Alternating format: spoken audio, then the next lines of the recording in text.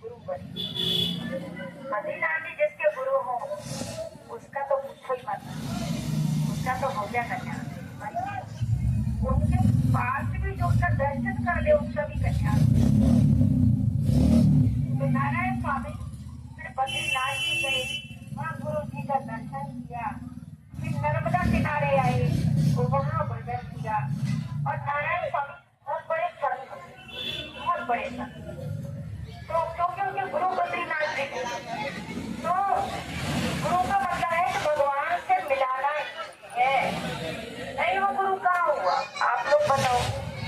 ऐसे कोरे बन गए, बस ये हो गया हमारे लिए चेला हो गया। इस पर हम ज्यादा नहीं जाएंगे कि आप लोग बुरा हो, लेकिन गुरु बनाई नहीं जाती। एक भंगिन से भी ज्ञान मिल जाता है। तो लाला बाबू बहुत एंजॉय थे, लखनऊ में रहते थे और भंगिन झाड़ू लगा रहे थे शाम के समय।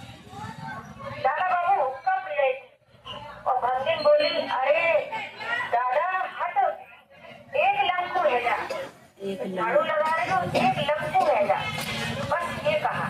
तो लाला बाबू को लगा एक लंकू है जा, झाड़ू का मतलब है जीवन एक तरफ हो जाए, या तो संसार में या भगवान में। बस उस दिन के बाद दूसरे दिन लाला बाबू वृंदावन आ गए, लखनऊ सब छोड़ के आ गए। बहुत कीमती हुक्का, रईस घरते थे, राजा से संबंध था, आ गए। और फिर उन्होंने इतना उनको वैराग्य हुआ कि लाला बाबू दिन रात भगवान की ज्ञान में रोते तड़पते, भगवान को दर्शन देते। और फिर लाला बाबू ने मंदिर बनवाया, चिट्ठी लिखी अपने घर कि मेरे हिस्से का रुपया मुझे दिया जाए।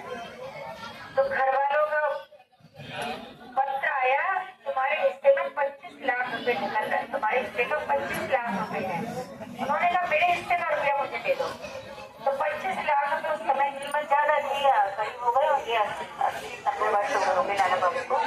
मथुरा में तो ज्यादातर जमीन लाला बाबू स्टेट के नाम है।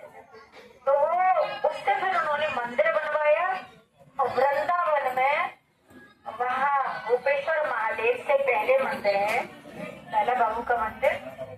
हाँ लाला बाबू, हाँ जी, हाँ काफी बड़ा मंदिर है। तो वो मंदिर फिर लाला बाबू ने बनवाया और उन्होंने ठाकुर जी की परीक्षा ली मंदिर बनने के बाद।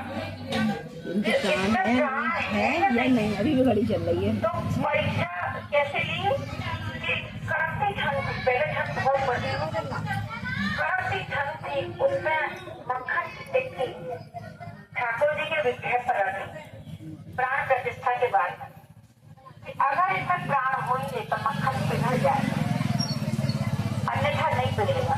तो जब मक्खन की टिक्की सिर पे रखी तो एकदम से मक्खन पिघल गया, कड़कती ठंड। फिर दूसरी परीक्षा ली कि नाक पर धागा रखा, उन्होंने नाक पर धागा लगाया कि अगर प्राण होंगे तो धागा फड़केगा।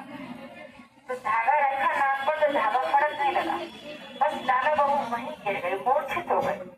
प्रभु मैं इतना दुष्ट हूँ कि अपनी परीक्षा ले रहा हूँ और मुझे ऐसा दुष्ट कौन होगा। बहुत रोए, मूर्छित हो गए, बेहोश हो गए। उसके बाद उनका इतना वैराग्य, कठोर जीवन था, गोवर्धन रहे, बहुत सारी उनकी घटनाएं जीवन में। तो मुख्य बात हम तख्त पे आ रहे हैं, बस पृथ्वी चारों धाम की यात्रा। तो मतलब ये है कि बद्रीनाथ जी गुरु बने,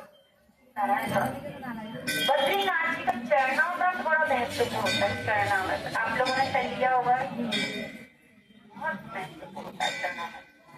एक बार 3 लोग एक थे, यहाँ आ रहे थे